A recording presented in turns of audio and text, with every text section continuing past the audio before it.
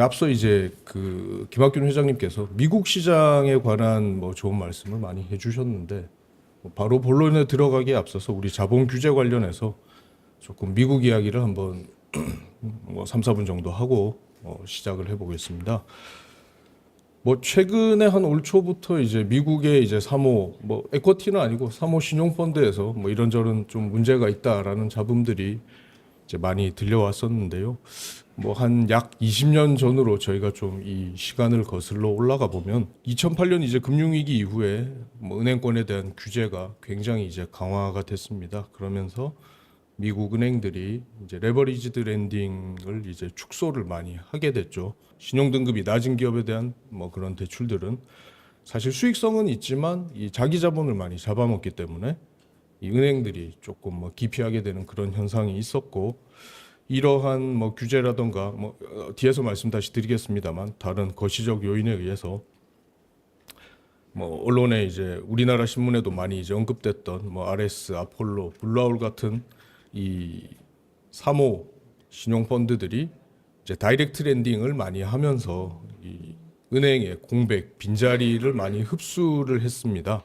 그러면서 한 23년부터 25년까지는 이러한 운용사의 주가도 뭐 50%에서 한 100%까지 많이 올랐었습니다. 뭐 앞서 말씀드린 이런 미국 사모 신용펀드가 갑자기 왜 커졌냐라는 부분은 두 가지 요인이 있는데, 이제 푸시 요인이 있겠죠. 그거는 이제 뭐 규제입니다. 잘 아시겠지만 당시 이제 도드 프랭크법이나 볼커룰 같은 게 이제 강화가 됐고, 레버리지론 가이드라인이라는 게 나오면서 이게 좀 치명타가 됐는데, 뭐 인수금융 같은 그런 고위험 대출에 대해서 에비타 6배를 초과하는 대출이 이제 규제가 됐습니다. 근데 뭐 돈 필요한 사람은 항상 있으니까 이 자리를 이제 펀드들이 메꾼 거고, 한 가지 더 이제 좀 이 시장을 끌어당긴 요인으로는 뭐 08년 이후로 한 21년, 22년 초까지 뭐 미국이나 우리나라나 뭐 유례 없는 저금리 기조가 지속이 이제 되었습니다.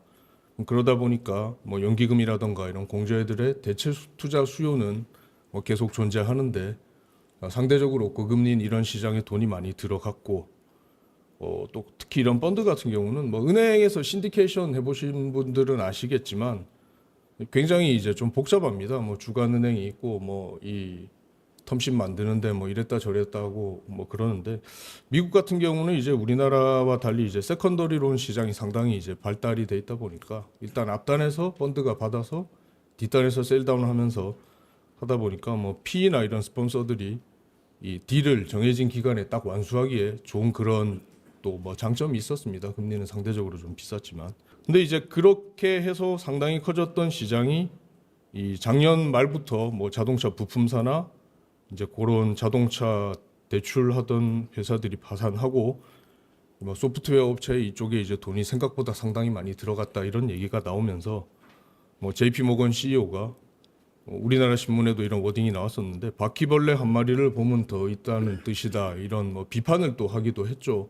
물론 본인은 이제 은행의 CEO로서 뭐 펀드랑 반대되는 입장에 있었고, 당시 뭐 볼커룰에 대해 이제 굉장히 비판적인 입장에 있던 사람이다 보니까 당연히 이제 상대방을 뭐 좀 공격을 했던 것 같긴 합니다. 그리고 이제 최근에 뉴스에 나오기로는 뭐 블루아울 같은 리테일 투자자가 상대적으로 많았던 그런 사모신용 펀드에 투자자의 이제 환매가 좀 대안되면서 상당히 좀 시장이 좀 패닉에, 부분적으로는 패닉에 좀 빠진 일이 있었는데요.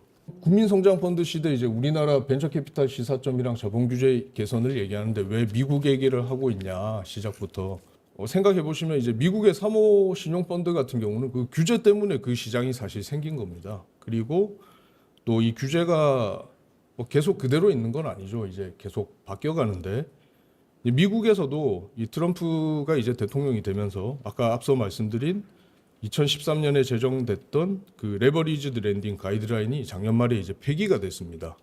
그리고 그 외에도 조금 뭐 대형은행의 레버리지 비율 요건이라든가 이런 부분들이 조금 은행에 친화적으로 변경이 계속되고 있고요.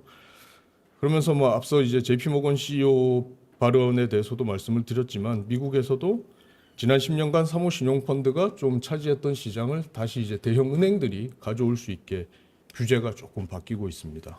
우리나라 얘기를 이제 여기서부터 좀 시작을 해보려고 하는데요.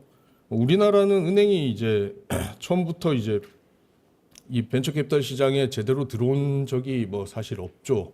뭐 미국도 마찬가지입니다. 미국에서는 뭐 연기금 공제 뭐 학교 기금이 대부분이다 보니까 뭐 원래부터 이제 에쿼티 쪽에는 돈이 거의 안 들어오는 걸로 알고 있는데, 하여튼 뭐 우리나라에서 이제 지금이 굉장히 좀 이 변곡점에 서 있다라고 생각되는 부분이 은행이 말씀드렸지만 이제 최초로 좀 제대로 이 모험자본 시장에 들어올 수 있는 물꼬가 이제 열리고 있다라고 이제 볼 수 있는 것이 이제 지금 시점입니다. 그게 이제 구체화되고 있는 부분이 제가 오늘 설명드릴 내용이고요. 그래서 자본 규제 합리화 방안에서 나온 부분이 이제 작년에 금융위원회에서 이제 그 합리화 방안을 발표를 했었고, 이제 올해 3월에 이제 실제로 감독원에서 이 시행세칙을 개정을 했습니다. 그래서 그 부분도 간단하게 설명을 드리겠습니다. 오늘 이제 국민성장펀드에 대해서 뭐 누차 말씀을 드렸습니다만은 이 규모가 굉장히 큽니다. 이제 150조 원 규모고, 이 중에 이제 간투만 35조인데 뭐 5년이니까 연간으로 나누면 한 7조. 그래서 이제 기존에 뭐 정책형 뉴딜 펀드나 혁신성장 펀드가 연간 한 3조, 4조였던 거에 비하면 꽤 상당히 이제 간접 투자에서도 이제 볼륨이 커졌다고 볼 수 있을 것 같고요. 그리고 이제 이런 자금을 뭐 첨단 전략 산업에 집중 투자를 하겠다고 했고, 근데 뭐 이렇게 구호를 아무리 외쳐도 민간 LP 참여 확대 없이는 뭐 될 수가 없는 일입니다. 더군다나 이제 규모가 과거에 했던 정책성 펀드 대비 뭐 이거는 펀드라기보다는 이제 기금의 성격입니다만은 훨씬 커졌기 때문에 이 자금력을 갖춘 뭐 민간에서 돈 들고 있는 사람이 들어올 수 있게 하는 그 자본 규제 완화 없이는 이런 정부 정책이 어차피 공연불이 될 거기 때문에 정부에서도 상당히 신경을 많이 썼던 것 같습니다. 그래서 이제 민간 LP가 참여하는데 뭐 장애물이 뭐였냐라고 하면은 뭐 여기 계신 업계분들이 다들 아시는 바와 같이 리스크 웨이트가 너무 높아서 사실상 좀 쉽지가 않다라는 이런 뭐 업계 좀 하소연 같은 게 있었고요. 뭐 기존 규정에 따르면 이제 뭐 주식이나 VC 펀드에 이제 출자를 하면 RW가 이제 400%가 다 적용이 됐습니다. 제가 뭐 실제로 은행에서 근무할 때도 벤처 투자 조합, 뭐 신기 조합은 전부 다 400%였고, 그러다 보니까 이제 여기 나와 있는 것처럼 은행이 벤처 펀드에 100억을 태우면 어쨌든 위험 가중 자산은 400억이 돼 버리니까 뭐 그러면 이제 자기 자본을 이제 4배로 깎아 먹으니까 굳이 이제 할 이유가 없죠. 그냥 뭐 주택담보대출하는 게 훨씬 낫겠죠. 뭐 다만 이제 PF 같은 경우는 뭐 아시는 분은 아시겠지만 경영 참여 목적이라고 정관 뭐 1조, 21조 이런 데 이제 기재가 돼 있으면 250%를 뭐 은행에 따라서는 인정해 주는 곳도 있고 아닌 곳도 있긴 있었습니다. 뭐 그러다 보니까 이제 앞서 말씀드린 것처럼 이 국민성장펀드를 성공적으로 조성하기 위해서 좀 자본 규제를 진짜 합리화해야겠다라는 거를 이제 당국에서도 많이 인식을 했고, 그럼 글로벌 기준을 좀 살펴보고 뭐 우리도 여기 맞춰가지고 조금 합리화해보자 이런 생각을 했던 것 같아요. 그래서 25년 9월에 금융위에서 이제 생산적 금융회의를 하고 3대 과제를 발표를 했었습니다. 주담대는 상대적으로 좀 메리트를 줄이고, 그게 이제 1번에 나와 있는 거고요. 실제로 뭐 작년 대비 올해 보시면은 기업 대출 비중이 많이 올라갔습니다. 뭐 이에 대한 심평사들의 우려도 사실 약간은 이제 생기기 시작하는 것 같긴 한데요. 그리고 2번, 3번이 이제 저희 업계에 직접적으로 이제 영향을 미치는 부분인데, 은행이 이제 주식을 보유할 때 기존의 원칙이 400이고 예외적으로 250이었는데 요거를 이제 좀 바꿔서 원칙이 250이고 예외적으로 400을 적용하겠다라고 이제 했던 거고, 세 번째가 뭐 어차피 이제 펀드는 그냥 도관체일 뿐이니까 이 앞서 두 번째 말씀드린 주식 그런 내용을 펀드에 그대로 이제 적용을 해서 좀 정합화를 하겠다. 그리고 뭐 그밖에 이 RW 100%가 적용되는 게 이제 상당히 중요한데, 이게 사실 기존에는 그 감독원에서 건 바이 건으로 이제 좀 적용을 해 줬었습니다. 저희 회사에서 이제 했던 시중은행들이 출자한 중견기업 펀드가 있었는데 이 부분을 이제 뭐 감독 당국이랑 잘 협의를 해가지고 100% 적용을 받았었고요. 실제로 좀 뭐 자세히 살펴보시면 요거는 뭐 저 요건에 관계 없는 거니까 그냥 간단하게 말씀드리겠습니다. 이 내부등급법 은행이 자체적으로 이제 감독원 승인을 받아서 이제 적용하는 위험가중치에 대해서는 이 아무리 이제 낮게 되더라도 20%는 이제 적용하는 걸로 이제 디메리트를 줬었고요. 주식 보유 관련해서 이 바젤 기준보다 사실은 우리나라에서 조금 더 이 보수적으로 이제 적용을 하고 있었던 부분을 이제 바젤 기준에 준해서 좀 하는 걸로 이 추진을 했었습니다. 그래서 이제 오른쪽에 개선 방안을 보시면 원칙을 250%로 하는 걸로 이제 좀 개정을 했고요. 뭐 나머지는 뭐 특별한 내용은 없는데 이제 단기 매매 목적을 뭘로 볼 거냐. 그래서 요거를 이제 EU 기준을 이제 차용해서 3년 미만 보유하면 단기 기준으로 이제 보려고 했었고, 밑에 나와 있는 이제 가격 변동성에 노출된 벤처 주식이 뭐냐. 이 뭐 투기적 목적의 이제 주식이라고 이제 보는 건데, 요 부분은 사실 조금 업계에서는 이제 초기 기업 투자에 있어서는 약간 뭐 그렇게 좋은 점은 아닐 것 같아요. 이제 업력 5년 이하인 경우에는 요거를 또 400% 적용하는 걸로 영국에서 이미 하고 있어서 그 기준을 이제 좀 차용을 한 것 같고, 뭐 그 밖에는 기존에도 이제 뭐 핀테크 업종이라든가 아니면 이제 뭐 구조조정 목적으로 출자 전환한 부분들은 뭐 1250%가 아니라 이제 뭐 250% 수준으로 이제 적용하는 것으로 예외를 좀 두는 것을 이제 개선 과제로 이제 삼았습니다. 그래서 그리고 이제 펀드 투자 관련해서는 이 말씀드린 것처럼 이 도관체로 봐서 마찬가지 연동해가지고 원칙을 250%로 하겠다라는 게 있었고, 펀드 특례 그러니까 이제 리스크 웨이트가 100% 적용되는 부분은 이 세 가지 요건이 있습니다. 요건이 사실 뭐 읽어보시면 무슨 얘기인지 잘 모르겠어요. 좀 두루뭉실해가지고 이거를 법령 해석으로 해가지고 좀 구체화하겠다라고 좀 이제 가이드를 제시하겠다고 이제 했었습니다. 그리고 이제 마지막 부분은 조금 이제 실무상 애매한 부분들이 있었는데 뭐 약정만 해놓고 한도 미집행된 부분에 대해서는 그럼 리스크 웨이트를 어떻게 적용할 것인가 이런 부분에 대해서도 뭐 약정서에 그런 내용이 이제 들어가 있으면 아직 이제 출자하지 않은 이 자녀 부분에 대해서도 특례를 적용해서 100%를 할 수 있게 해주겠다 뭐 그런 내용들이었습니다. 그래서 이제 실제로 좀 중요하게 작용하는 이제 특례 부분에 대해서 좀 더 살펴보면은 이 바젤 기준하고 국내 규정이 기존에도 사실 워딩은 거의 뭐 비슷했습니다.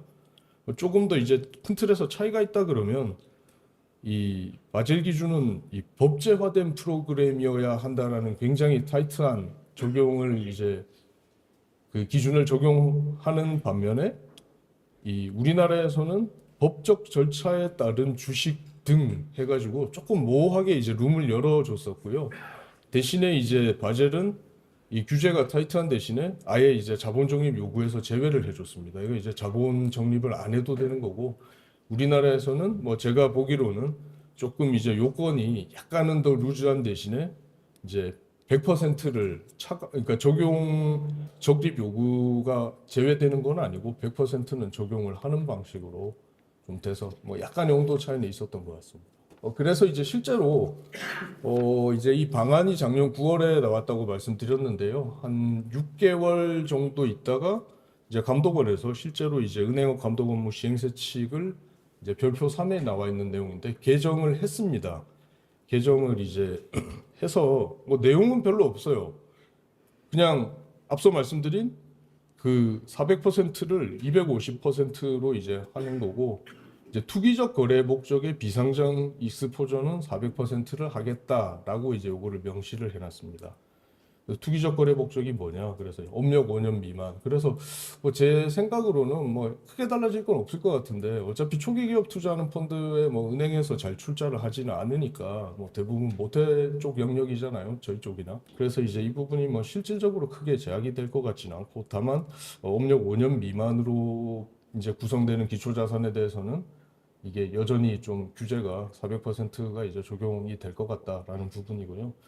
단기 매매 목적은 기보유 기간과 보유 예정 기간의 합이 이제 3년 미만인 주식인데, 보유 예정 기간을 어떻게 산정할 건지는 잘 모르겠어요. 이거 실무적으로 좀 컨플릭트가 있을 것 같은데. 그리고 아까 말씀드린 예외 부분이 있고요. 여기 그래서 실제로 이제 시행세 측에서는 이 특례 요건은 여기에 나와 있는 게 처음부터 아니었기 때문에 그냥 나와 있지만 이 해석으로 이제 뭐 워딩이 바뀐 건 없고 개정은 여기까지만 이제 됐습니다. 그래서 이제 특례 적용 RW 100% 인정받는 이게 사실 은행 입장에서는 상당히 중요한 부분인데 출자 여력이 뭐 단순하게 계산하면 4배가 늘어나는 거니까요. 이 부분은 이제 법령 해석을 이제 감독원에서 같은 날 발표를 했습니다. 그래서 이제 그러면 특정 경제 분야 지원 목적 법적 절차 아까 말씀드린 되게 애매모호한 법적 절차가 뭐냐 이게 이제 좀 이슈가 되는데 그냥 간단하게 말씀드리면 그냥 정부에서 보도 자료를 내면은 되는 걸로 굉장히 좀 완화된 기준을 적용했고요. 그러다 보니까 대부분의 이제 정책 펀드는 이제 100% 적용을 물론 이제 세 가지 요건을 동시에 충족을 해야겠죠. 그리고 이 세 가지 요건이 이제 여기 첫 페이지에 나와 있는 세 가지 내용인데, 그럼 정부 감독 방식이라는 게 뭐냐? 그럼 정부가 직접 해야 되냐? 그런 거는 아니고, 정부가 직접 또는 운용사, 투자 참여 주체, 이거 아마 LP를 얘기하는 거겠죠. 그래서 LP를 통해서 뭐 정기적으로 점검하면, 뭐 KDB나 성장금융 뭐 이런 재정모 펀드 이런 거를 아마 얘기하는 것 같습니다. 그래서 그런 거 통해서 정부에서 정기적으로 점검하면은 정부의 감독하에 운영되는 걸로 봐주겠다. 그래서 뭐 보통 재정 뭐 펀드들 보면 매년 이제 성과 평가 같은 거 보고 다 이것도 다 이제 그 정부에 제출을 하는 걸로 알고 있거든요. KDB 통해서. 그런 부분도 다 감독을 하고 있는 걸로 아마 인정을 할 것 같습니다. 그럼 투자금액 보조 주체는 그럼 정부만 되는 거냐? 그건 아니고 정부도 되고 지자체도 되고 위험 가중치가 0인 공공기관. 그래서 저는 사실 IBK가 되게 좀 애매했거든요. IBK는 정부가 100% 지분을 들고 있는 곳도 아니고 심지어 이제 상장이 돼 있는 회사잖아요. 그래서 사실 이거는 좀 이 소액주주하고는 좀 컨플릭트가 있을 수도 있을 것 같다는 생각은 사실 했었는데 이 기업은행까지 다 포함이 되는 걸로 명시가 돼 있습니다. 첫 번째 질문에 이제 보시면. 그래서 이제 실무적으로는 이 정부 보조 방법과 정도가 이제 사실 좀 중요한 부분인데 뭐 여기 계신 분들보다는 이거는 이제 은행에서 출자 업무 담당하시는 부분이 어떻게 보면은 분들이 조금 더 이제 관심이 있으실 부분일 수는 있을 것 같아요. 그래서 동순위는 20% 이상, 이제 후순위는 7.4% 이상을 이제 깔아주면은 요거는 이제 그 정부에 이제 상당한 보조가 있다라고 이제 봐주는 건데, 근데 이게 이제 뭐 20%라던가 7.4%라는 게 제가 뭐 바젤 원문을 찾아봐도 안 나와 있어요. 이거 나와 있는 거는 아닌 것 같고, 제가 생각하기로는 이거는 이제 그 좀 각국의 규제 당국에서 이런 정량적인 부분은 뭐 얼마나 해주면 상당한 보조냐라는 거를 판단하도록 하는 것 같은데, 직관적으로 계산을 해보시면은 이 100억 중에 동순이 20억을 태웠다라고 하면은 이제 뭐 보조를 주는 사람은 똑같이 400% 적용을 받을 테니까 뭐 20억에 400% 하면 80억이잖아요. 보조 받는 사람은 100%만 이제 적용을 받으니까 80억이고, 그래서 80억, 80억이 이제 똑같고, 만약에 이제 후순위로 7.4억을 이제 보조를 받았다 그러면 보조를 해주는 사람이 7.4억이니까 후순위는 자본 차감이니까 이제 RW가 1250%를 곱해줘야 되는데 곱하기를 하면 대충 92.5억 정도 나옵니다. 그러면 나머지 7.4억을 뺀 선순위 출자자가 100억에서 7.4억을 빼면 92.6억이잖아요. 그래서 이걸로 유추해 봤을 때 이 상당한 보조라는 거에 이 계량적인 근거는 보조를 해주는 사람하고 보조를 받는 사람이 동일한 수준으로 이 균등 분담을 하면은 상당한 보조를 해주는 걸로 보는 것 같습니다. 뭐 공식적으로 어디서 얘기해 준 건 없어요. 근데 역산을 이제 해보면 그렇다라는 거고요. 이게 이제 제가 이제 조금 좋게 말하면은 굉장히 많은 이 정부 지원에 대해서 이런 이제 페이버를 주는 거고, 이제 조금 다만 이제 리스크 측면에서 보면 이 위험이 어디로 간 건 아니잖아요, 사실.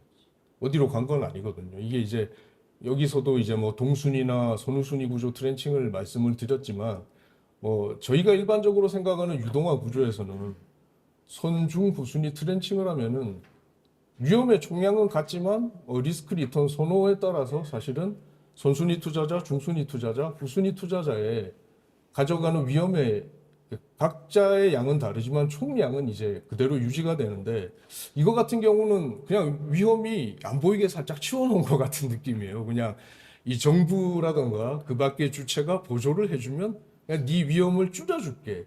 사실 위험이 어디로 간 건 아니에요. 출자자 입장에서는 그냥 숫자상으로 장부상의 이 위험을 줄여주는 거지. 그래서 이건 뭐 개인적인 생각이긴 한데 그래서 이제 자본 규제가 오늘 주제잖아요. 자본 규제 효율성이 이제 제고는 되지만 이 위험의 가시성이 좀 저하되는 이 트레이드 오프 관계는 있는 것 같다. 근데 이제 전자가 더 중요하다는 정책적 판단 하에 뭐 워낙 이제 안 하니까요. 주택담보대출만 하고 이쪽에 워낙 안 하니까 이러한 이제 판단을 이제 하신 것 같고 뭐 굳이 제가 이제 좀 첨언을 드리자면 이런 사실 정책 지원에 대해서 이제 이 뭐 저희도 마찬가지고 운용하는 이 주체도 이런 지원에 대한 좀 사명감이라든가 자부심을 가지고 운영을 하면 더 좋겠다라는 생각도 한번 해봤습니다.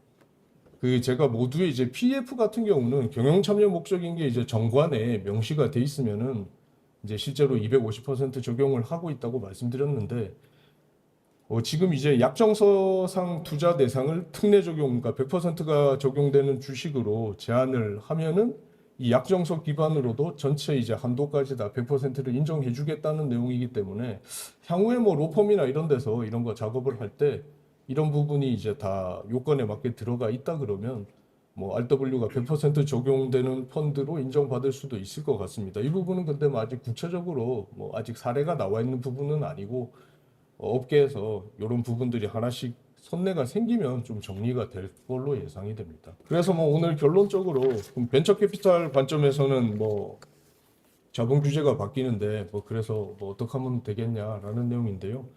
그래서 이제 뭐 한 세 가지 정도 제가 이제 좀 말씀을 드리려고 하는데요.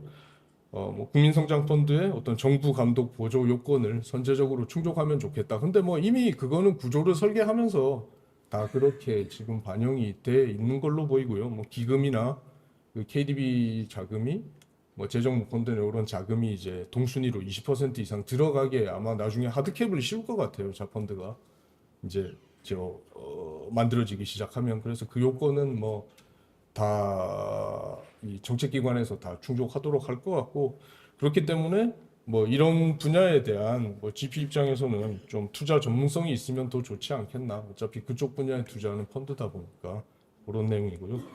그래서 이제 첫 번째 말씀드렸고 두 번째로는 이제 이런 첨단 기금이나 재정이 이제 앵커로 참여하면 뭐 내년 내후년부터는 모르겠습니다만은 적어도 올해는 시중은행 지주에서 지금 다 모펀드 내지는 뭐 직접 쏘는 방식으로 해서 각 지주별로 뭐 상당한 금액을 좀 준비를 하고 있는 걸로 알고 있습니다. 업계에 계신 분들도 다 잘 아시겠지만 그래서 기금이나 재정이 선 확보되면은 적어도 올해는 뭐 펀드레이징은 자동으로 될 것 같기도 하다라는 이제 좀 느낌이 뭐 상당히 있고요. 뭐 저희 같은 성장금융에서도 뭐 재정 모 펀드를 이제 두 개 운영하고 있고 그 밖에 이제 다양한 주체로부터 좀 뭐 전액 매칭을 하거나 아니면 일부 매칭할 수 있는 펀드를 만들려고 좀 준비를 하고 있습니다. 그래서 좀 출자하면서 이제 VC 업계에 좀 많이 지원을 이제 해 드리려고 하고 있습니다. 그리고 이제 세 번째는 이제 뭐 앞서 말씀드린 것처럼 약정서 기반 접근법에 대한 가이드라인이 나왔기 때문에 이 100%를 충족하는 펀드를 만들 수 있고 이런 게 이제 정리가 된다 그러면 뭐 출자자인 은행 입장에서는 좀 환영할 만한 일이 아닐까. 그래서 뭐 운용사에서도 거기 맞는 구조를 좀 만드시면 어떻겠나라는 생각을 한번 해봤습니다. 뭐 처음에 이제 미국 얘기를 하다가 이제 뭐 디테일한 수십 가지 제가 설명드려가지고 뭐 짧은 시간에 너무 좀 큰 부분에서 작은 부분, 디테일한 부분까지 말씀드려서 조금 뭐 정신이 없으실 수도 있을 것 같은데요. 뭐 결국 제가 드리고 싶은 말씀은 이런 규제라는 게 생기면 이제 뭐 이익을 보는 쪽도 있고 뭐 상대적으로 불이익을 보는 쪽도 있고 그렇기 때문에 뭐 꼭 규제가 나쁜 것만이 아니라 그 방향이 어떻게 되느냐에 따라서 잘 적응을 하면은 좋지 않을까. 그래서 자본 규제가 좀 시장의 판도와 자금의 흐름을 좀 바꾸는 측면이 있으니까 이런 규제 변화를 이 펀드 구조에 잘 녹여내면 이 경쟁력으로 좀 잘 갖출 수 있을 것 같다라는 그런 말씀 드렸습니다.